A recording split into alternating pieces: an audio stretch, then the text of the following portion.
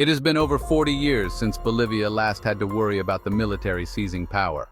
The country was governed by military regimes from 1964 to 1982, but has been a democracy ever since. However, the recent storming of the presidential palace by General Juan José Zúñiga has revived memories of those dark times.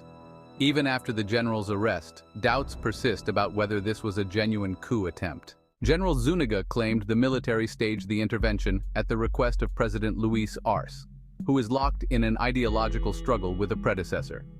This view suggests the president may have orchestrated the event to portray himself as a champion of democracy and boost his popularity.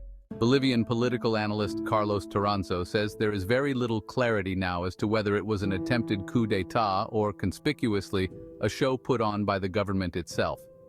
He believes the uprising was an isolated act by General Zúñiga, not an institutional move by the armed forces. The concept of the self-coup or autogolpe is familiar in Latin American politics, where a sitting president seizes extraordinary powers, frustrated by democratic limitations.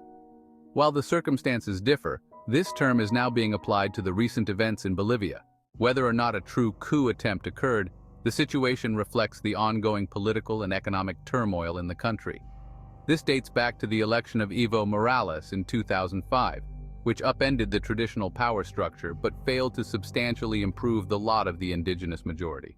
The power struggle between Morales and his successor, President Arce, is now hampering the government's ability to address Bolivia's economic crisis. This threatens the country's democratic stability, even if the immediate threat of a military takeover has receded.